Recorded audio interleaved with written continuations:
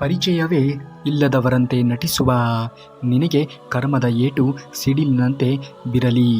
ನೆನಪಿನಲ್ಲಿ ಇಟ್ಟುಕೋ, ಇನ್ನೊಬ್ಬರ ನೆಮ್ಮದಿಯನ್ನ ತಿಂದವನು ನೆಮ್ಮದಿಯಿಂದ ಬದುಕಲು ಸಾಧ್ಯವೇ ಇಲ್ಲ. ನೀನು ಪಡೆದಿರುವುದೆಲ್ಲವೂ ಕೂಡ ನಿನಗೆ ಇಲ್ಲಿಂದಲೇ ದೊರಕಿರುವುದು. ಇದನ್ನು ಮಾತ್ರ ಎಂದಿಗೂ ಕೂಡ ಮರೆಯುವುದಕ್ಕೆ ಹೋಗಲೇಬೇಡ. ಇಂದು ನಿಮಗಿರುವುದೆಲ್ಲವೂ ಕೂಡ ನಿನ್ನೆ ಬೇರೆ ಯಾರದ್ದೋ ಆಗಿತ್ತು, ನಾಳೆ ಮತ್ತೆ ಇನ್ಯಾರದ್ದೋ ಆಗುತ್ತದೆ. ಪರಿವರ್ತನೆ ಈ ಜಗತ್ತಿನ ನಿಯಮ. ಜೀವನದಲ್ಲಿ ನೆಮ್ಮದಿಯಾಗಿ ಇರಬೇಕು ಅಂದರೆ ನಾವು ಇನ್ನೊಬ್ಬರ ವಿಷಯಕ್ಕೆ ಅನವಶ್ಯಕವಾಗಿ ಕಿವಿಯನ್ನು ಕೊಡುವುದಕ್ಕೆ ಹೋಗಲೇಬಾರದು. ಜೀವನದಲ್ಲಿ ನಮ್ಮ ಪಾಡಿಗೆ ನಾವಿದ್ದು ನಮ್ಮ ಕರ್ತವ್ಯವನ್ನು ನಾವು ಮಾಡುತ್ತಾ ಮುಂದುವರಿಯುವುದನ್ನು ನೋಡಬೇಕು. ಆಗುವುದೆಲ್ಲ ಒಳ್ಳೆಯದೇ ಆಗುತ್ತದೆ. ಇದನ್ನು ಎಂದಿಗೂ ಕೂಡ ಮರೆಯುವುದಕ್ಕೆ ಹೋಗಲೇಬೇಡ. ಮತ್ತೊಬ್ಬರು ನಮ್ಮ ಬಗ್ಗೆ ಏನು ಮಾತನಾಡುತ್ತಾ ಇದ್ದಾರೆ ಎಂದು ತಲೆಕೆಡಿಸಿಕೊಳ್ಳುವುದಕ್ಕೆ ಹೋಗಲೇಬಾರದು. ನಮ್ಮ ಪಾಡಿಗೆ ನಾವಿದ್ದು ನಮ್ಮ ಜೀವನ ನಾವೇ ನಡೆಸಿಕೊಂಡು ಹೋಗಬೇಕು. ನಾನು ನನ್ನದು ಎಂದು ಮೆರೆಯುವುದಕ್ಕೆ ಹೋಗಬೇಡ. ಈ ಜಗತ್ತಿನಲ್ಲಿ ಹುಡುಕಲು ಹೋದರೆ ನೀನೇ ಇರುವುದಿಲ್ಲ. ಬರುವುದೆಲ್ಲವನ್ನ ಬಂದಂತೆ ಸ್ವೀಕರಿಸುತ್ತಾ ಮುಂದುವರಿಯುವುದನ್ನು ನೋಡಬೇಕು. ಆಗ ಮಾತ್ರ ಜೀವನದಲ್ಲಿ ಖಂಡಿತವಾಗಿಯೂ ಕೂಡ ನೀನು ಅಂದುಕೊಂಡಂತೆ ಬೆಳವಣಿಗೆಯನ್ನು ಹೊಂದುವುದಕ್ಕೆ ಸಾಧ್ಯವಾದೀತು ಎನ್ನುವುದನ್ನು ಎಂದಿಗೂ ಕೂಡ ಮರೆಯುವುದಕ್ಕೆ ಹೋಗಬೇಡ. ಮಣ್ಣಿನ ಮೇಲೆ ಮಣ್ಣು ಎಂದು ಬರೆಯಬಹುದು, ಎಷ್ಟು ಸುಲಭವಾಗಿರುವಂತಹ ಮಾತು ಅಲ್ಲವೇ? ಹಾಗೆಯೇ ನೀರಿನ ಮೇಲೆ ನೀರು ಎಂದು ಬರೆಯುವುದು ಅಷ್ಟೇ ಕಷ್ಟ. ಸಂಬಂಧಗಳು ಮಾಡುವಾಗ ಹೀಗೆ, ಸಂಬಂಧ ಮಾಡುವಾಗ ಮಣ್ಣಿನ ಮೇಲೆ ಬರೆದಷ್ಟು ಸುಲಭವಾಗುತ್ತದೆ. ಅದೇ ಸಂಬಂಧಗಳನ್ನು ನಿಭಾಯಿಸುವಾಗ ನೀರಿನ ಮೇಲೆ ಬರೆದಷ್ಟೇ ಕಷ್ಟವಾಗುತ್ತದೆ. ಹಾಗಾಗಿ ಜೀವನದಲ್ಲಿ ಎಲ್ಲ ಸಂಬಂಧಗಳನ್ನು ನಿಭಾಯಿಸಿಕೊಂಡು ಹೋಗುವುದನ್ನು ಕಲಿಯಬೇಕು. ಇಲ್ಲವೆಂದರೆ ನಾವು ಬೆಳೆಸಿರುವಂತಹ ಸಂಬಂಧಕ್ಕೆ ಯಾವುದೇ ರೀತಿಯಾಗಿರುವಂತಹ ಅರ್ಥ ಎನ್ನುವುದು ಇರುವುದೇ ಇಲ್ಲ. ಜೀವನದಲ್ಲಿ ಯಾರು ಯಾವಾಗ ಹೇಗೆ ಬದಲಾಗುತ್ತಾರೆ ಎಂದು ಹೇಳುವುದಕ್ಕೆ ಅಸಾಧ್ಯ ನೋಡಿ. ಹಾಗಾಗಿ ಯಾರ ಮೇಲೆಯೂ ಕೂಡ ಅತಿಯಾದ ವಿಶ್ವಾಸವನ್ನು ಇಡುವುದಕ್ಕೆ ಹೋಗಲೇಬೇಡಿ. ಕೋಪದಿಂದ ಯಾರನ್ನೂ ಕೂಡ ಗೆಲ್ಲುವುದಕ್ಕೆ ಸಾಧ್ಯವೇ ಇಲ್ಲ. ಆದರೆ ಪ್ರೀತಿಯಿಂದ ಜಿಡಿ ಜಗತ್ತನ್ನೇ ನಾವು ಗೆಲ್ಲಬಹುದು. ಇದನ್ನು ಎಂದಿಗೂ ಕೂಡ ಮರೆಯಬೇಡಿ. ತುಂಬ ಯೋಚನೆಗಳನ್ನು ಮಾಡುವುದಕ್ಕೆ ಹೋಗಬೇಡಿ. ನಿಮ್ಮ ಈ ಒಂದು ಜೀವನದ ಬಗ್ಗೆ ಭಗವಂತ ಶ್ರೀಕೃಷ್ಣ ಪರಮಾತ್ಮನು ಯೋಚನೆಗಳನ್ನು ಮಾಡಿಯೇ ನೀಡಿರುತ್ತಾನೆ ಎನ್ನುವುದನ್ನು ಎಂದಿಗೂ ಕೂಡ ಮರೆಯುವುದಕ್ಕೆ ಹೋಗಲೇಬೇಡಿ. ಶ್ರೀಕೃಷ್ಣ ಪರಮಾತ್ಮನ ಮೇಲೆ ನಂಬಿಕೆಯನ್ನು ಇಡಿ. ಆಗುವುದೆಲ್ಲವೂ ಕೂಡ ಖಂಡಿತವಾಗಿಯೂ ಎಲ್ಲ ಒಳ್ಳೆಯದೇ ಆಗುತ್ತದೆ. ಕೋಪದಿಂದ ಯಾರನ್ನೂ ಕೂಡ ಗೆಲ್ಲುವುದಕ್ಕೆ ಸಾಧ್ಯವೇ ಇಲ್ಲ. ಪ್ರೀತಿಯಿಂದ ಗೆಲ್ಲಬಹುದು ಅಲ್ಲವೇ? ನೀವು ಪ್ರೀತಿಯನ್ನು ಹಂಚಲು ಶುರು ಮಾಡಿದಾಗ ನಿಮಗೂ ಕೂಡ ಪ್ರೀತಿ ಎನ್ನುವುದು ದೊರೆಯುವುದು. ನೀವು ಕೋಪವನ್ನು ಹಂಚುವುದಕ್ಕೆ ಶುರು ಮಾಡಿದಾಗ ನಿಮಗೂ ಕೂಡ ಕೋಪದ ಒಂದು ಪರಿಣಾಮವೇ ನಿಮ್ಮ ಜೀವನದಲ್ಲಿ ಬೀರುವುದು. ನೀವು ಯಾವುದನ್ನು ಇತರರಿಗೆ ಕೊಡುತ್ತೀರಿಯೋ ನಿಮಗೂ ಕೂಡ ಅದೇ ದೊರಕುವುದು. ಇದನ್ನು ಎಂದಿಗೂ ಕೂಡ ಮರೆಯುವುದಕ್ಕೆ ಹೋಗಲೇಬೇಡಿ. ಸತ್ಯ ಏನು ಎಂದು ತಿಳಿಯದೆಯೇ ಇನ್ನೊಬ್ಬರ ಮನಸ್ಸಿಗೆ ನೋವನ್ನು ಕೊಡುವುದಕ್ಕೆ ಹೋಗಲೇಬಾರದು. ಏಕೆಂದರೆ ನಿಮಗೆ ಸತ್ಯ ತಿಳಿದಿರುವಷ್ಟರಲ್ಲಿ ಅವರು ನಿಮ್ಮ ಮೇಲೆ ಇಟ್ಟಿರುವಂತಹ ಪ್ರೀತಿ, ನಂಬಿಕೆ ಕಳೆದುಕೊಂಡು ಇರುತ್ತಾರೆ. ಅಧರ್ಮದ ದಾರಿಯಲ್ಲಿ ಯಾವ ಅಡೆತಡೆಗಳು ಕೂಡ ಇರುವುದಿಲ್ಲ. ಆದರೆ ಅದು ಸೇರುವಂತಹ ಗುರಿ ಮಾತ್ರ ನರಕವೇ ಆಗಿರುತ್ತದೆ. ಧರ್ಮದ ದಾರಿಯಲ್ಲಿ ಹಲವಾರು ರೀತಿಯ ವಿಘ್ನ, ತೊಂದರೆಗಳು, ಸಮಸ್ಯೆಗಳು ಬಂದರೂ ಕೂಡ ಅದು ಸೇರುವಂತಹ ದಾರಿಯು ಸ್ವರ್ಗವಾಗಿ ಇರುತ್ತದೆ. ಯಾವಾಗಲೂ ಕೂಡ ಜೀವನದಲ್ಲಿ ಧರ್ಮಯುತವಾಗಿರುವಂತಹ ಅಂಶಗಳನ್ನು ಅಳವಡಿಸಿಕೊಳ್ಳುವುದನ್ನು ನೋಡಬೇಕು. ಯಾವಾಗಲೂ ಕೂಡ ಧರ್ಮವೇ ಮೇಲುಗೈಯನ್ನು ಸಾಧಿಸಬೇಕು. ಚರಿತ್ರೆಯಲ್ಲಿ ಗೆದ್ದವನಿಗೆ ಸ್ಥಾನ ಇರುವುದನ್ನು ನೋಡುತ್ತೇವೆ. ಸೋತವನಿಗೂ ಕೂಡ ಇಂಥವನೊಂದಿಗೆ ಸೆಣಸಾಡಿ ಸೋತ ಎನ್ನುವಂತಹ ಜಾಗ ಇರುವುದನ್ನು ನಾವು ನೋಡುತ್ತೇವೆ. ಅದೇ ರೀತಿಯಲ್ಲಿ ಅದೇ ಒಂದು ಸಭಾಂಗಣದಲ್ಲಿ ನಿಂತು ನೋಡುವವನಿಗೆ, ಆಡಿಕೊಂಡು ನಕ್ಕವನಿಗೆ ಯಾವುದೇ ರೀತಿಯಾಗಿಯೂ ಕೂಡ ಅಲ್ಲಿ ಹೆಸರು ಎನ್ನುವುದು ಇರುವುದಿಲ್ಲ. ಹಾಗಾಗಿ ಜೀವನದಲ್ಲಿ ನಾವು ಏನನ್ನಾದರೂ ಸಾಧನೆಯನ್ನು ಮಾಡಲು ಹೊರಟಾಗ ಹಲವಾರು ರೀತಿಯ ಜನರು ಹಲವಾರು ರೀತಿಯ ಅಭಿಪ್ರಾಯಗಳನ್ನು ಪಡುತ್ತಾರೆ. ಯಾರ ಅಭಿಪ್ರಾಯಕ್ಕೂ ಕೂಡ ತಲೆಯನ್ನು ಕೆಡಿಸಿಕೊಳ್ಳದೆ ನಿಮ್ಮ ಕೆಲಸ ಕಾರ್ಯಗಳನ್ನು ಮಾಡುತ್ತಾ ಮುಂದುವರಿಯುವುದನ್ನು ನೋಡಬೇಕು. ಈ ಜನರು ಹೇಗಿದ್ದಾರೆ ಅಂದರೆ, ನಾವು ಬೆಳೆದ ನಂತರದಲ್ಲಿ ಇವನು ನಮ್ಮವರು ಎಂದು ಹೇಳುತ್ತಾರೆ. ನಮಗೆ ಗೊತ್ತಿತ್ತು ಇವನು ಜೀವನದಲ್ಲಿ ಏನನ್ನಾದರೂ ಒಂದು ಮಾಡೇ ತೀರುತ್ತಾನೆ ಎಂದು ನಾನು ಈ ಮೊದಲೇ ಹೇಳಿದ್ದೆ ಎಂದು ಹೇಳುತ್ತಾರೆ. ಅದೇ ನಾವು ಜೀವನದಲ್ಲಿ ಸೋತೆವು ಎಂದಾಗ ಯಾರೂ ಕೂಡ ನಮ್ಮ ಬಳಿಗೆ ಬರುವುದೇ ಇಲ್ಲ, ಇವನ್ಯಾರೂ ನಮಗೆ ಗೊತ್ತೇ ಇಲ್ಲ ಎಂದು ಹೇಳುತ್ತಾರೆ. ಈ ಮೊದಲೇ ನಾನು ಹೇಳಿದ್ದೆ, ಅವನು ಮಾಡಬಾರದ ಕೆಲಸವನ್ನು ಮಾಡುತ್ತಾನೆ, ಜೀವನದಲ್ಲಿ ನರಕವನ್ನು ಅನುಭವಿಸುತ್ತಾನೆ ಎಂದು. ಹೀಗೆ ತಮ್ಮ ತಮ್ಮ ಅನುಕೂಲಕ್ಕೆ ತಕ್ಕಂತೆ ನಾಲಿಗೆಯನ್ನು ಬದಲಾಯಿಸುವಂತಹ ಜನರು ಇಂದಿನ ಸಮಾಜದಲ್ಲಿ ವಾಸವಾಗಿದ್ದಾರೆ. ಯಾರ ಬಗ್ಗೆಯೂ ಕೂಡ ತಲೆಯನ್ನು ಕೆಡಿಸಿಕೊಳ್ಳುವುದಕ್ಕೆ ಹೋಗಬೇಡಿ. ನಿಮ್ಮ ಪಾಡಿಗೆ ನೀವಿದ್ದು ನಿಮ್ಮ ಕೆಲಸ ಕಾರ್ಯಗಳನ್ನು ಮಾಡುತ್ತಾ ಮುಂದುವರಿಯುವುದನ್ನು ನೋಡಬೇಕು. ಮೋಸವಾಗಲಿ ಸತ್ಯವಾಗಲಿ ಅದಕ್ಕೆ ಕಾಲವೇ ಸರಿಯಾದ ಉತ್ತರವನ್ನು ನೀಡುತ್ತದೆ. ಮನುಷ್ಯನ ಸಮಸ್ಯೆಗಳಿಗೆ ಎರಡು ಮುಖ್ಯವಾಗಿರುವಂತಹ ಕಾರಣಗಳು ಇರುತ್ತವೆ. ಒಂದು, ಅವನು ಅದೃಷ್ಟಕ್ಕಿಂತ ಹೆಚ್ಚಿನದ್ದನ್ನು ನಿರೀಕ್ಷೆ ಮಾಡುತ್ತಾನೆ, ಮತ್ತು ಎರಡನೆಯದು, ಸಮಯಕ್ಕಿಂತ ಮುಂಚಿತವಾಗಿ ಎಲ್ಲವನ್ನೂ ಕೂಡ ನನಗೆ ಸಿಗಬೇಕು ಎಂದು ಬಯಸುತ್ತಾನೆ. ಆಯಾ ಸಮಯ ಸಂದರ್ಭಗಳು ಒದಗಿ ಬಂದಾಗ ಮಾತ್ರ ನಿಮಗೆ ಯಾವುದು ದೊರಕಬೇಕೋ ಅದು ದೊರಕುವುದಕ್ಕೆ ಸಾಧ್ಯವಾದೀತು. ನೀವು ಹಿಂದೆ ದೊರಕಬೇಕು ಎಂದು ಬಯಸುವುದಾದರೆ ಅದು ಖಂಡಿತವಾಗಿಯೂ ಕೂಡ ದೊರಕುವುದಕ್ಕೆ ಸಾಧ್ಯವೇ ಇಲ್ಲ. ಕಾಲ ಎನ್ನುವುದು ಪಕ್ವವಾದ ನಂತರದಲ್ಲಿ ಯಾವುದು ನಿಮಗೆ ಬಂದು ಸೇರಬೇಕೋ ಅದು ಖಂಡಿತವಾಗಿಯೂ ಕೂಡ ಸೇರುತ್ತದೆ. ಅವರವರು ಮಾಡಿದ್ದು ಅವರೇ ಅನುಭವಿಸುತ್ತಾರೆ. ಅದು ಒಳಿತೇ ಆಗಲಿ ಕೆಡುಕೇ ಆಗಲಿ. ನಾವು ಯಾರಿಗೂ ಕೂಡ ಏನನ್ನ ಹೇಳದೆಯೇ ಸುಮ್ಮನೆ ಇದ್ದು ನೋಡಬೇಕು ಅಷ್ಟೇ. ಜೀವನದಲ್ಲಿ ಆಗುವುದೆಲ್ಲ ಒಳ್ಳೆಯದೇ ಆಗುತ್ತದೆ. ಯಾರು ಇತರರಿಗೆ ದ್ರೋಹವನ್ನು ಬಗೆಯುತ್ತಾರೆಯೋ ದೇವರು ಯಾವುದೋ ಒಂದು ರೂಪದಲ್ಲಿ ಅವರ ಜೀವನದಲ್ಲಿಯೂ ಕೂಡ ದ್ರೋಹವನ್ನು ಬಗೆಯುವಂಥವರನ್ನು ಸೃಷ್ಟಿ ಮಾಡಿರುತ್ತಾನೆ. ನಮ್ಮ ಲೆಕ್ಕಾಚಾರ ತಪ್ಪಾಗಬಹುದು, ಆದರೆ ದೇವರ ಲೆಕ್ಕಾಚಾರ ಎನ್ನುವುದು ಖಂಡಿತವಾಗಿಯೂ ಕೂಡ ತಪ್ಪಾಗುವುದಕ್ಕೆ ಸಾಧ್ಯವೇ ಇಲ್ಲ. ಹಾಗಾಗಿಯೇ ಹೇಳುವುದು, ನಿಮ್ಮ ಕೈಯಲ್ಲಿ ಆದರೆ ಒಬ್ಬರಿಗೆ ಒಳ್ಳೆಯದನ್ನು ಬಯಸಿ, ಒಬ್ಬರ ಬಗ್ಗೆ ಒಳ್ಳೆಯ ಅಭಿಪ್ರಾಯಗಳನ್ನು ವ್ಯಕ್ತಪಡಿಸಿ, ಅದನ್ನು ಹೊರತುಪಡಿಸಿ ಯಾವುದೇ ಕಾರಣಕ್ಕೂ ಕೂಡ ಇನ್ನೊಬ್ಬರನ್ನು ನಿಮ್ಮ ಮಾತಿನಿಂದ ಚುಚ್ಚಿ ಮಾತನಾಡುವುದಕ್ಕೆ ಹೋಗಲೇಬಾರದು. ಇನ್ನೊಬ್ಬರ ಜೀವನವನ್ನು ಕುರಿತು ಅವಹೇಳನಕಾರಿಯಾಗಿ ಮಾತನಾಡುವುದಕ್ಕೆ ಹೋಗಲೇಬಾರದು. ಆ ವ್ಯಕ್ತಿ ಎಂಥವನು ಎಂದು ತಿಳಿಯದೆಯೇ ಅವನ ಬಗ್ಗೆ ಅವಹೇಳನಕಾರಿಯಾಗಿ ಮಾತನಾಡಿದಾಗ ನೀನು ಮಾತನಾಡಿರುವಂತಹ ಮಾತು ತಪ್ಪಾಗಿ ಇದ್ದಲ್ಲಿ ಖಂಡಿತವಾಗಿಯೂ ಕೂಡ ನೀನು ಮಾತನಾಡಿರುವಂತಹ ಮಾತಿಗೆ, ನಿನ್ನ ತಪ್ಪಿನ ಒಂದು ಮಾತಿಗೆ ನೀನು ಖಂಡಿತವಾಗಿಯೂ ಕೂಡ ಪ್ರಾಯಶ್ಚಿತವನ್ನು ಪಡಬೇಕಾಗಿರುವಂತಹ ಸಂದರ್ಭ ಬಂದೇ ಬರುತ್ತದೆ. ಜೀವನದಲ್ಲಿ ಯಾವ ತಪ್ಪಿನಿಂದ ಮನುಷ್ಯ ಏನೂ ಕೂಡ ಕಲಿಯುವುದಿಲ್ಲವೋ ಅದೇ ಆ ಮನುಷ್ಯನ ಅತಿ ದೊಡ್ಡ ತಪ್ಪು. ಎಲ್ಲರೂ ಕೂಡ ಹೇಳುತ್ತಾರೆ, ಮನುಷ್ಯನು ಖಾಲಿ ಕೈಯಲ್ಲಿ ಬರುತ್ತಾನೆ ಮತ್ತು ಹೊರಟು ಹೋಗುವಾಗಲೂ ಕೂಡ ಖಾಲಿ ಕೈಯಲ್ಲಿಯೇ ಹೋಗುತ್ತಾನೆ ಎಂದು. ಆದರೆ ಮನುಷ್ಯನು ಬರುವಾಗ ಭಾಗ್ಯದ ಜೊತೆಗೆ ಬರುತ್ತಾನೆ, ಹೊರಟು ಹೋಗುವಾಗ ಕರ್ಮದ ಫಲಗಳನ್ನು ಹೊತ್ತಿಕೊಂಡು ಹೋಗುತ್ತಾನೆ. ಜೀವನದಲ್ಲಿ ಬರುವುದೆಲ್ಲವನ್ನ ಬಂದಂತೆ ಸ್ವೀಕರಿಸುವುದನ್ನು ಮನುಷ್ಯನಾದವನು ಕಲಿತುಕೊಂಡಾಗ ಮಾತ್ರ ಬದುಕಿನಲ್ಲಿ ಮುಂದೆ ಬರುವುದಕ್ಕೆ ಸಾಧ್ಯವಾದೀತು. ಇದನ್ನು ಎಂದಿಗೂ ಕೂಡ ಮರೆಯುವುದಕ್ಕೆ ಹೋಗಲೇಬೇಡಿ. ಭಗವಂತ ಯಾರಿಗೆ ಯಾವುದನ್ನು ಯಾವಾಗ ಕರುಣಿಸಬೇಕೋ ಆ ಸಮಯ ಸಂದರ್ಭ ಎನ್ನುವುದು ಒದಗಿ ಬಂದಾಗ ಖಂಡಿತವಾಗಿಯೂ ಕೂಡ ನಿಮ್ಮ ನಿರಂತರವಾಗಿರುವಂತಹ ಪರಿಶ್ರಮಕ್ಕೆ ತಕ್ಕ ರೀತಿಯಾಗಿರುವಂತಹ ಪ್ರತಿಫಲವನ್ನು ಕೊಟ್ಟೇ ಕೊಡುತ್ತಾನೆ. ಭಗವಂತ ಶ್ರೀಕೃಷ್ಣ ಪರಮಾತ್ಮನ ಮೇಲೆ ನಂಬಿಕೆಯನ್ನು ಇಟ್ಟು ನೀವು ಮಾಡುತ್ತಿರುವಂತಹ ಕೆಲಸ ಯಾವ ಕೆಲಸವಾದರೂ ಕೂಡ ಸರಿ, ಅದನ್ನು ನಿಷ್ಠೆಯಿಂದ ಪ್ರಾಮಾಣಿಕತೆಯಿಂದ ನಿರಂತರವಾಗಿ ಶ್ರಮ ಪಡುವಂತಹ ಗುಣವನ್ನು ಜೀವನದಲ್ಲಿ ಬೆಳೆಸಿಕೊಂಡಾಗ ಮಾತ್ರ ಖಂಡಿತವಾಗಿಯೂ ಕೂಡ ನೀವು ಅಂದುಕೊಂಡಂತಹ ಗುರಿಯನ್ನು ತಲುಪುವುದಕ್ಕೆ ಸಾಧ್ಯವಾದೀತು.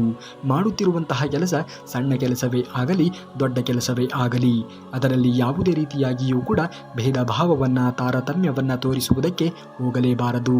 ಎಂತಹ ಕೆಲಸವಾದರೂ ಕೂಡ ಸರಿ, ಆ ಕೆಲಸದಿಂದ ನಿಮ್ಮ ಮನೆತನ ಎನ್ನುವುದು ನಡೆಯುತ್ತಾ ಇದ್ದರೆ ಆ ಕೆಲಸಕ್ಕೆ ಮೊದಲು ಗೌರವವನ್ನು ಕೊಡುವುದನ್ನು ಕಲಿತುಕೊಳ್ಳಿ. ಹೆಮ್ಮೆಯಿಂದ ಹೇಳಿ, ಯಾವ ಕೆಲಸವಾದರೂ ಕೂಡ ಸರಿ, ಅದರಲ್ಲಿ ನೀವು ತೃಪ್ತಿಯನ್ನು ಕಾಣಬೇಕು, ಅದರಲ್ಲಿಯೇ ನಿಮ್ಮ ಜೀವನವನ್ನು ಕಟ್ಟಿಕೊಳ್ಳುವುದನ್ನು ನೋಡಬೇಕು. ಮುಳುಗಿದ ಸೂರ್ಯ ಮತ್ತೆ ಹುಟ್ಟುವುದು ಎಷ್ಟು ಸತ್ಯವೋ, ಮೋಸಕ್ಕೆ ಸೋತವರು ಮತ್ತೆ ಗೆಲ್ಲುವುದು ಕೂಡ ಅಷ್ಟೇ ಸತ್ಯ. ಮನಸ್ಸಿಟ್ಟು ಕಲಿತಿರುವಂತಹ ಅಕ್ಷರ, ಮೈ ಬಗ್ಗಿಸಿ ದುಡಿದು ತಿನ್ನುವಂತಹ ಅನ್ನ, ಕಷ್ಟಪಟ್ಟು ಗಳಿಸಿರುವಂತಹ ಸಂಪಾದನೆ, ಇಷ್ಟದಿಂದ ಮಾಡುವಂತಹ ದೈವಭಕ್ತಿ ಯಾರನ್ನೂ ಕೂಡ ಯಾವುದೇ ಕಾರಣಕ್ಕೂ ಕೂಡ ದೂರ ಮಾಡುವುದಕ್ಕೆ ಸಾಧ್ಯವೇ ಇಲ್ಲ, ಅಂಥವರ ಕೈ ಬಿಡುವುದಕ್ಕೂ ಕೂಡ ಸಾಧ್ಯವೇ ಇಲ್ಲ. ಹಾಗಾಗಿಯೇ ಹೇಳುವುದು, ನೀವು ನಿರಂತರವಾಗಿ ಶ್ರಮ ಪಡುವಂತಹ ಗುಣವನ್ನು ಮೈಗೂಡಿಸಿಕೊಳ್ಳಬೇಕು. ದೇವರು ಇದ್ದಾನೆ. ಶ್ರೀಕೃಷ್ಣ ಪರಮಾತ್ಮನು ಮೇಲೆಯಿಂದ ಎಲ್ಲವನ್ನೂ ಕೂಡ ವೀಕ್ಷಣೆಗೆ ಒಳಪಡಿಸಿದ್ದಾನೆ. ನಿಮ್ಮ ಕಾಲಮಾನಕ್ಕೆ, ನಿಮ್ಮ ಸಮಯಕ್ಕೆ ಅನುಗುಣವಾಗಿ ನಿಮಗೆ ಯಾವುದನ್ನು ಕರುಣಿಸಬೇಕೋ ಅದನ್ನು ಖಂಡಿತವಾಗಿಯೂ ಕೂಡ ಕರುಣಿಸಿಯೇ ಕರುಣಿಸುತ್ತಾನೆ. ನೀವು ಕೇವಲ ದೇವರ ಮೇಲೆ ನಂಬಿಕೆಗೆ ನೀಡಿ ಮಾಡುತ್ತಿರುವಂತಹ ಕೆಲಸವನ್ನು ಮುಂದುವರಿಸಿ ಅಷ್ಟೇ. ಒಬ್ಬರ ಸರಳ ಸ್ವಭಾವ ಅವರ ಬಲಹೀನತೆ ಅಲ್ಲವೇ ಅಲ್ಲ. ಪ್ರಪಂಚದಲ್ಲಿ ನೀರಿಗಿಂತ ಸರಳ ಯಾವುದೂ ಕೂಡ ಇಲ್ಲ. ಆದರೆ ಅದರ ಒಂದು ರಭಸಕ್ಕೆ ಎಲ್ಲವನ್ನೂ ಕೂಡ ಸೋಲಿಸುವಂತಹ ಸಾಮರ್ಥ್ಯ ಎನ್ನುವುದು ಇರುತ್ತದೆ. ಪ್ರಪಂಚದಲ್ಲಿ ಯಾರಿಗೂ ಕೂಡ ದುಃಖವಿರುವುದಿಲ್ಲ. ಎಲ್ಲರಿಗೂ ಕೂಡ ಅವರದ್ದೇ ಆಗಿರುವಂತಹ ಸುಖ ದುಃಖ ಎರಡೂ ಕೂಡ ಇರುತ್ತದೆ. ಈ ಬಂದಿರುವಂತಹ ಸುಖವನ್ನಾಗಲಿ ದುಃಖವನ್ನಾಗಲಿ ಎಲ್ಲ ಪರಿಸ್ಥಿತಿಗಳಲ್ಲಿಯೂ ಕೂಡ ಸಮಾನವೊಂದು ಮನಸ್ಥಿತಿಯಿಂದ ಸ್ವೀಕರಿಸುವುದನ್ನು ಮನುಷ್ಯನಾದವನು ಕಲಿತುಕೊಂಡಾಗ ಮಾತ್ರ ಜೀವನದಲ್ಲಿ ಮುಂದೆ ಬರುವುದಕ್ಕೆ ಸಾಧ್ಯವಾದೀತು. ಈ ಅಂಶವನ್ನು ಎಂದಿಗೂ ಕೂಡ ಜೀವನದಲ್ಲಿ ಮರೆಯುವುದಕ್ಕೆ ಹೋಗಲೇಬೇಡಿ. ಖಂಡಿತವಾಗಿಯೂ ಕೂಡ ಆಗುವುದಿಲ್ಲ, ಒಳ್ಳೆಯದೇ ಆಗುತ್ತದೆ. ನಿನ್ನ ಪರಿಸ್ಥಿತಿ ಕೆಟ್ಟದ್ದು ಇರುವಾಗ ಸಮಯ ಮತ್ತು ದೇವರನ್ನ ಬಲವಾಗಿ ನಂಬು. ಏಕೆಂದರೆ ಸಮಯಕ್ಕೆ ಕಲ್ಲಿದ್ದಲನ್ನು ಕೂಡ ವಜ್ರವನ್ನಾಗಿ ಪರಿವರ್ತನೆ ಮಾಡುವಂತಹ ಶಕ್ತಿ ಇರುತ್ತದೆ ಎನ್ನುವುದನ್ನು ಯಾವುದೇ ಕಾರಣಕ್ಕೂ ಕೂಡ ಮರೆಯುವುದಕ್ಕೆ ಹೋಗಲೇಬೇಡ. ಪರಮಾತ್ಮನಿಗೆ ಭಿಕ್ಷುಕನನ್ನೂ ಕೂಡ ರಾಜನನ್ನಾಗಿ ಮಾಡುವಂತಹ ಸಾಮರ್ಥ್ಯ ಇರುತ್ತದೆ ಎನ್ನುವುದನ್ನು ಮರೆಯುವುದಕ್ಕೆ ಹೋಗಲೇಬೇಡ. ಇಂದು ಶ್ರೀಮಂತನಾಗಿ ಇದ್ದವನು ನಾಳೆ ಬಡವನಾಗಬಹುದು, ನಾಳೆ ಬಡವನಾಗಿ ಇದ್ದವನು ಇಂದು ಶ್ರೀಮಂತನಾಗಬಹುದು. ಹಾಗಾಗಿಯೇ ಹೇಳುವುದು, ಬರುವುದೆಲ್ಲವನ್ನ ಬಂದಂತೆ ಸ್ವೀಕರಿಸುತ್ತಾ ಮುಂದುವರಿಯುವುದನ್ನು ಮನುಷ್ಯನಾದವನು ಕಲಿತುಕೊಂಡಾಗ ಖಂಡಿತವಾಗಿಯೂ ಕೂಡ ದೇವರು ಯಾವುದೋ ಒಂದು ರೂಪದಲ್ಲಿ ಬಂದು ನಿಮ್ಮ ಕೈಯನ್ನು ಹಿಡಿಯುತ್ತಾನೆ. ದೇವರ ಮೇಲೆ ಬಲವಾದ ನಂಬಿಕೆಗೆ ನೀಡಿ ಮಾಡುತ್ತಿರುವಂತಹ ಕೆಲಸದಲ್ಲಿ ಯಾವಾಗಲೂ ಕೂಡ ಧರ್ಮವನ್ನು ರಕ್ಷಣೆ ಮಾಡಿಕೊಳ್ಳುವಂತಹ ಕೆಲಸವನ್ನು ಮುಂದುವರಿದಾಗ ಖಂಡಿತವಾಗಿಯೂ ಕೂಡ ಆಗುವುದಲ್ಲ, ಒಳ್ಳೆಯದೇ ಆಗುತ್ತದೆ. ಬದಲಾವಣೆಗಳಿಗೆ ಹೆದರುವುದಕ್ಕೆ ಹೋಗಬೇಡಿ. ಬದಲಾವಣೆ ಎನ್ನುವುದು ಇವತ್ತಿನ ಪರಿಸ್ಥಿತಿಯಲ್ಲಿ ನಿಸರ್ಗದ ನಿಯಮದಂತೆ ಆಗಿದೆ. ನೀವು ಬದಲಾವಣೆಗಳಿಗೆ ಸದಾ ಕಾಲ ಸಿದ್ಧರಾಗಿ ಇರಬೇಕು. ನೀವು ನಿಮ್ಮ ಕರ್ಮಗಳ ಅನುಸಾರವಾಗಿ ಮುಂದೆ ಶ್ರೀಮಂತರಾಗಬಹುದು ಅಥವಾ ಭಿಕ್ಷಕರು ಕೂಡ ಆಗಬಹುದು. ಮಾಡುತ್ತಿರುವಂತಹ ಕೆಲಸದಲ್ಲಿ ನಿಷ್ಠೆ, ಪ್ರಾಮಾಣಿಕತೆ ಎನ್ನುವುದು ಇದ್ದಾಗ ಖಂಡಿತವಾಗಿಯೂ ಕೂಡ ನೀವು ಅಂದುಕೊಂಡಂತಹ ಗುರಿಯನ್ನು ಅಂದುಕೊಂಡ ರೀತಿಯಲ್ಲಿ ಜೀವನವನ್ನು ನಡೆಸುವುದಕ್ಕೆ ಸಾಧ್ಯವಾದೀತು ಎನ್ನುವುದನ್ನು ಮಾತ್ರ ಮರೆಯುವುದಕ್ಕೆ ಹೋಗಲೇಬೇಡಿ. ಇಂದಿನ ಜನರು ಕಾಲಕ್ಕೆ ಸಮಯಕ್ಕೆ ತಕ್ಕಂತೆ ಬದಲಾವಣೆ ಆಗುತ್ತಾರೆ. ಅವರ ಒಂದು ಬದಲಾವಣೆಗಳಿಗೆ ತಕ್ಕಂತೆ ನಮ್ಮ ಜೀವನ ಶೈಲಿಯನ್ನು ಕೂಡ ನಾವು ಬದಲಾವಣೆ ಮಾಡಿಕೊಳ್ಳಬೇಕು. ಇಲ್ಲವೆಂದರೆ ನಾವು ಈ ಒಂದು ಕೆಟ್ಟ ಪ್ರಪಂಚದಲ್ಲಿ ಬದುಕುವುದು ತುಂಬಾನೇ ಕಷ್ಟಕರವಾಗಬಹುದು. ಕೆಟ್ಟ ಕರ್ಮಗಳಿಗೆ ಅಷ್ಟೇ ಅಲ್ಲ, ಅಳತೆ ಮೀರಿರುವಂತಹ ಒಳ್ಳೆಯತನಕ್ಕೂ ಕೂಡ ಎಷ್ಟೋ ಸಲ ಶಿಕ್ಷೆಯಾಗುತ್ತದೆ. ವ್ಯಕ್ತಿಯನ್ನ ಅರ್ಥ ಮಾಡಿಕೊಳ್ಳಲು ಕೇವಲ ಅವರ ಮಾತುಗಳಿಗೆ ಅಷ್ಟೇ ಅಲ್ಲ, ಯಾವಾಗಲೂ ಕೂಡ ಮುಖ್ಯವಾಗಿ ಇರುವುದಿಲ್ಲ, ಅದರ ನಡವಳಿಕೆಯೂ ಕೂಡ ತುಂಬಾನೇ ಮುಖ್ಯವಾಗುತ್ತದೆ. ಜೀವನದಲ್ಲಿ ನಾವು ಯಾವ ರೀತಿಯಾಗಿ ನಮ್ಮ ಗುಣಗಳನ್ನು ಬೆಳೆಸಿಕೊಳ್ಳುತ್ತೇವೆ, ಯಾವ ರೀತಿಯಾಗಿ ನಾವು ಗುಣಗಳನ್ನು ಅಭ್ಯಾಸ ಮಾಡಿಕೊಳ್ಳುತ್ತೇವೆ ಎನ್ನುವುದು ಕೂಡ ತುಂಬಾ ಮುಖ್ಯವಾಗುತ್ತದೆ ನೋಡಿ. ಏಕೆಂದರೆ ಜೀವನ ಎನ್ನುವುದು ಎಲ್ಲರಿಗೂ ಕೂಡ ಒಂದೇ. ಈ ಜೀವನವನ್ನು ನಾವು ಸರಿಯಾದ ರೀತಿಯಲ್ಲಿ ಜೀವಿಸುವುದನ್ನು ನೋಡಬೇಕು. ಅಂದಾಗ ಮಾತ್ರ ಬದುಕು ಎನ್ನುವುದು ಸಾರ್ಥಕತೆಯನ್ನು ಪಡೆದುಕೊಳ್ಳುವುದಕ್ಕೆ ಸಾಧ್ಯವಾದೀತು. ಬದುಕಿಗೆ ನನಗೊಬ್ಬ ಒಳ್ಳೆಯ ಗುರುವಿಲ್ಲ ಅಂದುಕೊಳ್ಳಬೇಡಿ. ನಾವು ಮಾಡುವಂತಹ ತಪ್ಪುಗಳು ಎಷ್ಟೋ ಒಳ್ಳೆಯ ಪಾಠಗಳನ್ನು ನಮಗೆ ಕಲಿಸುತ್ತದೆ. ಆ ಪಾಠದಿಂದ ನಾವು ಜೀವನವನ್ನು ಸರಿದಾರಿಗೆ ನಡೆಸಿಕೊಂಡು ಹೋಗುವುದನ್ನು ಕಲಿತುಕೊಳ್ಳಬೇಕು. ಮನಸ್ಸಿಗೆ ಮದವೇರಿದಾಗ ಸ್ಮಶಾನದಲ್ಲಿ ತಿರುಗಾಡಿ ಬರಬೇಕಂತೆ. ಏಕೆಂದರೆ ಅಲ್ಲಿ ಆ ಜಾಗದಲ್ಲಿ ನಾನು ನನ್ನಿಂದಲೇ ಎಂದು ಮೆರೆದವರು ಎಷ್ಟೋ ಜನ ಮಣ್ಣಲ್ಲಿ ಮಣ್ಣಾಗಿರುವುದನ್ನು ನಾವು ನೋಡಬಹುದು, ಗಮನಿಸಬಹುದು. ಇಲ್ಲಿ ಯಾವುದೂ ಕೂಡ ಮನುಷ್ಯನದ್ದು ಅಲ್ಲವೇ ಅಲ್ಲ. ಅವನು ಬರುವಾಗಲೂ ಕೂಡ ಒಬ್ಬನೇ, ಹೊರಟು ಹೋಗುವಾಗಲೂ ಕೂಡ ಒಬ್ಬನೇ. ನಾವು ಇಲ್ಲಿ ಅರ್ಥ ಮಾಡಿಕೊಳ್ಳಬೇಕಾಗಿರುವುದು, ಇದ್ದಾಗ ನಾವು 2 ದಿವಸಗಳ ಕಾಲ ಇರುತ್ತೇವೆ.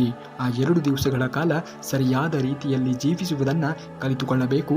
ನಮ್ಮ ಜೀವನ ಶೈಲಿ ಎನ್ನುವುದು 4 ಜನರಿಗೆ ಮಾದರಿ ಆಗುವಂತೆ ಇರಬೇಕು. ಎದುರಾಳಿ ಎಷ್ಟೇ ಒಳ್ಳೆಯ ವ್ಯಕ್ತಿಯಾಗಿ ಇದ್ದರೂ ಕೂಡ ಅವನು ಅಧರ್ಮದ ಪಕ್ಷದಲ್ಲಿ ಇದ್ದರೆ ಅವನನ್ನು ಸೋಲಿಸಲೇಬೇಕು. ಇಲ್ಲದಿದ್ದರೆ ಧರ್ಮ ಅವನನ್ನು ಸೋಲಿಸುತ್ತದೆ. ಅಧರ್ಮ ಎನ್ನುವುದು ಗೆಲುವನ್ನು ಸಾಧಿಸುತ್ತದೆ. ನಿಮ್ಮವರನ್ನೇ ನೀವು ತುಳಿಯಲು, ಬೇರೆಯವರಿಂದ ಸಹಾಯವನ್ನು ಪಡೆಯಲು ಆರಂಭ ಮಾಡಿದ ದಿನದಿಂದ ನಿಮ್ಮ ಪಾಪದ ಕೊಡ ಎನ್ನುವುದು ತುಂಬುವುದಕ್ಕೆ ಆರಂಭವಾಗುವುದು. ಯಾವುದೇ ಕಾರಣಕ್ಕೂ ಕೂಡ ನಿಮ್ಮವರನ್ನೇ ನೀವು ತುಳಿಯುವಂತಹ ಕೆಲಸಕ್ಕೆ ಮುಂದಾಗಬೇಡಿ. ದೇವರು ಎಲ್ಲವನ್ನ ಗಮನಿಸುತ್ತಾ ಇರುತ್ತಾನೆ. ಯಾರಿಗೆ ಯಾವುದನ್ನು ಯಾವ ಸಮಯದಲ್ಲಿ ಕರುಣಿಸಬೇಕೋ ಅದನ್ನು ಖಂಡಿತವಾಗಿಯೂ ಕೂಡ ಕರುಣಿಸುತ್ತಾನೆ. ದೇವರ ಮೇಲೆ ನಂಬಿಕೆಗೆ ನಗಿಡಿ ಮಾಡುತ್ತಿರುವಂತಹ ತಪ್ಪು ಕೆಲಸಗಳನ್ನು ಹಿಂದೆ ಬಿಟ್ಟು ಬಿಡುವುದು ಒಳ್ಳೆಯದು. ತಪ್ಪುಗಳಿಂದ ಕಲಿಯುವುದು ಎಷ್ಟು ಮುಖ್ಯವೋ ಆ ತಪ್ಪಿನಿಂದ ಎದುರಾದ ಕಹಿ ಘಟನೆಗಳನ್ನು ಕೂಡ ಮರೆತು ಬಿಡುವುದು ಅಷ್ಟೇ ಮುಖ್ಯ. ನಿಮ್ಮ ಜ್ಞಾನ ಅಧಿಕವಾದಷ್ಟು ನೀವು ಅಹಂಕಾರಿಯಾಗುತ್ತಾ ಹೋದರೆ ಆ ಜ್ಞಾನ ವಿಷದಂತೆ ಕೆಲಸ ಮಾಡುತ್ತಿದೆ ಎಂದು ಅರ್ಥ. ನಿಮ್ಮ ಜ್ಞಾನ ಎನ್ನುವುದು ಅಧಿಕವಾದಷ್ಟು ನೀವು ವಿನಮ್ರವಾಗುತ್ತಾ ಬಂದರೆ ಆ ಜ್ಞಾನವು ಅಮೃತವಾಗುತ್ತಿದೆ ಎಂದು ಅರ್ಥ. ಹಾಗಾಗಿಯೇ ಜೀವನದಲ್ಲಿ ನೀವು ಪಡೆದುಕೊಳ್ಳುವಂತಹ ಜ್ಞಾನ ಯಾವ ರೀತಿಯಾಗಿ ಕೆಲಸ ಮಾಡುತ್ತಿದೆ ಎನ್ನುವುದರ ಮೇಲೆ ನೀವು ವಿನಮ್ರವಾಗಿ ಇರುತ್ತೀರಿಯೋ ಅಥವಾ ಅಹಂಕಾರಿಯಾಗಿ ಮೆರೆಯುತ್ತೀರಿಯೋ ಎನ್ನುವುದು ನಿಂತಿರುತ್ತದೆ. ಯಾವಾಗಲೂ ಕೂಡ ಜ್ಞಾನವನ್ನು ಪಡೆದುಕೊಂಡ ನಂತರದಲ್ಲಿ ವಿನಮ್ರವಾಗಿ ಬದುಕುವುದನ್ನು, ಅಮೃತದಂತೆ ಜೀವಿಸುವುದನ್ನು ನೋಡಬೇಕು. ಖಂಡಿತವಾಗಿಯೂ ಕೂಡ ಆಗ ಮಾತ್ರ ನೀನು ಪಡೆದುಕೊಂಡಂತಹ ಜ್ಞಾನಕ್ಕೂ ಕೂಡ ಒಂದು ಬೆಲೆ ಎನ್ನುವುದು ಪಡೆದುಕೊಳ್ಳುವುದಕ್ಕೆ, ಒಂದು ಬೆಲೆ ಎನ್ನುವುದು ಸಿಗುವುದಕ್ಕೆ ಸಾಧ್ಯವಾದೀತು. ನಿಮ್ಮ ಗುರಿಯನ್ನು ಸಾಧಿಸಲು ನೀವು ವಿಫಲರಾಗಿ ಇದ್ದರೆ ತಂತ್ರವನ್ನು ಬದಲಿಸಿ. ನಿಮ್ಮ ಗುರಿಯನ್ನು ಯಾವುದೇ ಕಾರಣಕ್ಕೂ ಕೂಡ ಬದಲಿಸುವುದಕ್ಕೆ ಹೋಗಲೇಬಾರದು. ಇಲ್ಲಿ ಯಾರ ಹೆಸರಿನ ಅನ್ನ ಎನ್ನುವುದು ಇರುವುದೋ ಸಮಯ ಎನ್ನುವುದು ಅವರನ್ನು ಆ ಸ್ಥಳಕ್ಕೆ ಕರೆದುಕೊಂಡು ಹೋಗುತ್ತದೆ. ಯಾರೂ ಕೂಡ ಯಾರೋ ಒಬ್ಬ ವ್ಯಕ್ತಿ ಕೊಟ್ಟಿರುವುದನ್ನು ತಿನ್ನುವುದಕ್ಕೆ ಸಾಧ್ಯವೇ ಇಲ್ಲ. ಯಾರೂ ಕೂಡ ಅವರ ಅದೃಷ್ಟದಲ್ಲಿ ಇರುತ್ತದೆಯೋ ಅದನ್ನು ಮಾತ್ರ ತಿಂದಿರುತ್ತಾರೆ ಎನ್ನುವುದನ್ನು ಯಾರೂ ಕೂಡ ಜೀವನದಲ್ಲಿ ಮರೆಯುವುದಕ್ಕೆ ಹೋಗಲೇಬಾರದು. ಸಾಧಿಸುವ ಮುನ್ನ ಎಲ್ಲರೂ ಕೂಡ ವಿರೋಧವಾಗಿ ನೋಡುತ್ತಾರೆ. ಅದೇ ಸಾಧಿಸಿದ ಮೇಲೆ ಎಲ್ಲರೂ ಕೂಡ ನಮ್ಮವರು ಎನ್ನುವ ಭಾವದಲ್ಲಿ ನೋಡುತ್ತಾರೆ. ನೀವು ನಿಮ್ಮ ಗುರಿಯನ್ನು ಸಾಧಿಸಲು ನೀವು ವಿಫಲರಾದರೆ ತಂತ್ರವನ್ನು ಬದಲಿಸಿ. ಜೀವನದಲ್ಲಿ ತಂತ್ರವನ್ನು ಬದಲಿಸಬೇಕೇ ವಿನಃ ನಾವು ನಮ್ಮ ಗುರಿಯನ್ನು ಎಂದಿಗೂ ಕೂಡ ಬದಲಿಸುವುದಕ್ಕೆ ಹೋಗಲೇಬಾರದು. ಜೀವನದಲ್ಲಿ ಒಂಟಿಯಾದೆ ಎಂದು ಕೊರಗುವುದಕ್ಕೆ ಹೋಗಲೇಬೇಡಿ. ನಿಮ್ಮ ಜೀವನದ ಅತ್ಯಮೂಲ್ಯವಾಗಿರುವಂತಹ ಸಮಯವನ್ನು ಕೂಡ ವ್ಯರ್ಥ ಮಾಡಬೇಡಿ. ಕೊರಗುವುದರಿಂದ ಏನೂ ಕೂಡ ನಿಮ್ಮ ಜೀವನದಲ್ಲಿ ದೊರಕುವುದಕ್ಕೆ ಸಾಧ್ಯವೇ ಇಲ್ಲ. ಆಗಿ ಹೋಗಿರುವುದು ಹೇಗೋ ಆಗಿ ಹೋಗಿದೆ. ಆದರೆ ಮುಂದೆ ಆಗಬೇಕಾಗಿರುವುದರ ಬಗ್ಗೆ ಸರಿಯಾದ ರೀತಿಯಲ್ಲಿ ಜೀವನದಲ್ಲಿ ನಿರ್ಧಾರವನ್ನು ತೆಗೆದುಕೊಂಡಾಗ ಮಾತ್ರ ಮುಂದೆ ಬರುವಂತಹ ಜೀವನ ಎನ್ನುವುದು ನಿರ್ಮಾಣವಾಗುವುದಕ್ಕೆ ಸಾಧ್ಯವಾದೀತು. ಇಲ್ಲಿ ಸೂರ್ಯನೂ ಕೂಡ ಒಂಟಿ, ಚಂದ್ರನೂ ಕೂಡ ಒಂಟಿ.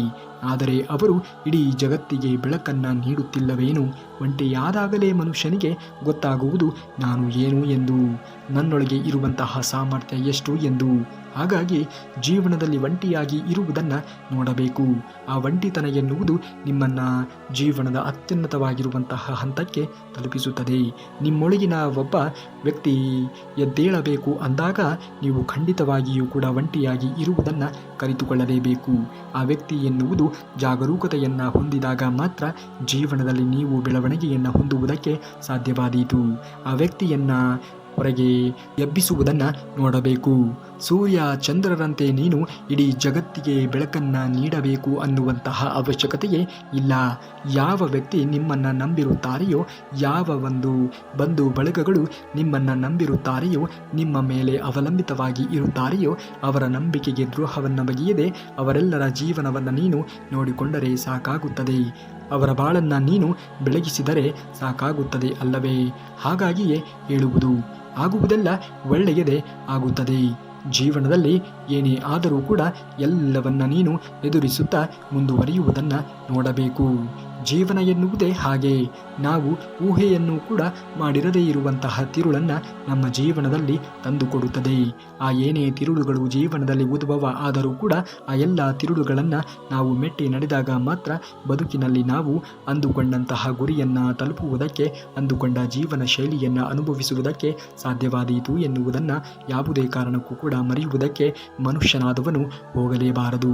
ಖಂಡಿತವಾಗಿಯೂ ಕೂಡ ಜೀವನದಲ್ಲಿ ಒಳ್ಳೆಯ ಮಾರ್ಗಗಳು ಸಿಕ್ಕೇ ಸಿಗುತ್ತದೆ. ಹೃದಯದಲ್ಲಿ ಪ್ರೀತಿ ತುಂಬಿದರೆ ವೈರಿಗಳು ಕೂಡ ಸ್ನೇಹಿತರು ಆಗುತ್ತಾರೆ. ಮನಸ್ಸಿನಲ್ಲಿ ದ್ವೇಷವೇ ತುಂಬಿದರೆ ಸ್ನೇಹಿತರು ಕೂಡ ವೈರಿಗಳು ಆಗಿರುತ್ತಾರೆ. ಗುರಿ ಇಟ್ಟುಕೊಂಡು ಸಾಗುವವರು ಸಾಧಕರು ಆಗುತ್ತಾರೆ. ಕೇವಲ ಆಸೆಗಳನ್ನು ಇಟ್ಟುಕೊಂಡವನು ಸಾಮಾನ್ಯ ವ್ಯಕ್ತಿಗಳಾಗಿ ಉಳಿದು ಬಿಡುತ್ತಾರೆ. ಹಾಗಾಗಿ ನೀವು ಗುರಿಗಳನ್ನು ಇಟ್ಟುಕೊಳ್ಳುತ್ತೀರೋ ಅಥವಾ ಕೇವಲ ಆಸೆಗಳನ್ನು ಇಟ್ಟುಕೊಳ್ಳುತ್ತೀರೋ ಅದು ನಿಮಗೆ ಬಿಟ್ಟಂತಹ ವಿಚಾರ. ಕೋಪ ಅದೆಷ್ಟೇ ತೀವ್ರವಾಗಿ ಇದ್ದರೂ ಕೂಡ ಅದರಿಂದ ಗತವನ್ನು ಬದಲಿಸುವುದಕ್ಕೆ ಸಾಧ್ಯವೇ ಇಲ್ಲ. ಅದೆಷ್ಟೇ ಆತಂಕ ಪಟ್ಟರೂ ಕೂಡ ಅದರಿಂದ ಭವಿಷ್ಯವನ್ನು ಬದಲಿಸುವುದಕ್ಕೆ ಸಾಧ್ಯವೇ ಇಲ್ಲ. ಸೋಲು ಅಂದರೆ ಜೀವನದ ಒಂದು ಅವಿಭಾಜ್ಯ ಅಂಗ ಇದ್ದಂತೆ. ಸೋಲದೆಯೇ ಇದ್ದರೆ ನೀವೆಂದೂ ಕೂಡ ಜೀವನದಲ್ಲಿ ಕಲಿಯುವುದಕ್ಕೆ ಸಾಧ್ಯವೇ ಇಲ್ಲ. ಕಲಿಯದೆಯೇ ಇದ್ದರೆ ನೀವೆಂದೂ ಕೂಡ ಬದಲಾಗುವುದಕ್ಕೆ ಸಾಧ್ಯವೇ ಇಲ್ಲ. ಬದಲಾಗದೇ ಇದ್ದರೆ ನಿಂತ ನೀರಾಗು ಬಿಡುತ್ತೀರಾ. ಸೋಲು ಬದುಕಿನ ಅಂತ್ಯ ಅಲ್ಲವೇ ಅಲ್ಲ. ಅದರಿಂದ ಉತ್ತಮವಾಗಿರುವಂತಹ ಭವಿಷ್ಯವನ್ನು ನೀವು ಪಡೆಯಬಹುದು ಎನ್ನುವುದನ್ನು ಯಾವುದೇ ಕಾರಣಕ್ಕೂ ಕೂಡ ಮರೆಯುವುದಕ್ಕೆ ಹೋಗಲೇಬಾರದು. ಸೋಲಾದರೆ ಎಂದಿಗೂ ಕೂಡ ತಲೆಯನ್ನು ಕೆಡಿಸಿಕೊಳ್ಳುವುದಕ್ಕೆ ಹೋಗಲೇಬೇಡಿ. ಆಗುತ್ತಿರುವಂತಹ ಸೋಲು ನಿಮ್ಮ ಜೀವನಕ್ಕೆ ಒಳ್ಳೆಯ ಮಾರ್ಗವನ್ನು ತೋರಿಸುತ್ತದೆ ಎನ್ನುವುದನ್ನು ಯಾವುದೇ ಕಾರಣಕ್ಕೂ ಕೂಡ ಮರೆಯುವುದಕ್ಕೆ ಹೋಗಲೇಬೇಡಿ. ಖಂಡಿತವಾಗಿಯೂ ಕೂಡ ನೀವು ಅಂದುಕೊಂಡಂತಹ ಗುರಿಯನ್ನು ತಲುಪುತ್ತೀರಾ. ಶ್ರೀಕೃಷ್ಣ ಪರಮಾತ್ಮನ ಮೇಲೆ ನಂಬಿಕೆಗೆ ನೆಗಿಡಿ. ಆತ ಎಲ್ಲವನ್ನೂ ಕೂಡ ನೋಡುತ್ತಾನೆ ಎಂದು ಹೇಳುತ್ತಾ, ನೀವೇನಾದರೂ ಶ್ರೀಕೃಷ್ಣ ಪರಮಾತ್ಮನ ಭಕ್ತರೇ ಆಗಿದ್ದರೆ ತಪ್ಪದೇ ಈ ಒಂದು ವಿಡಿಯೋಗೆ ಒಂದೇ ಒಂದು ಲೈಕನ್ನು ಮಾಡಿ ಎಂದು ಹೇಳುತ್ತಾ ಸಿಗುತ್ತೇನೆ ನಾಳೆಯ ಶ್ರೀಕೃಷ್ಣ ಪರಮಾತ್ಮನ ವಚನಾಮೃತದೊಂದಿಗೆ. ಅಲ್ಲಿಯವರೆಗೆ ಧನ್ಯವಾದ. ಕರುನಾಡಿಗೆ.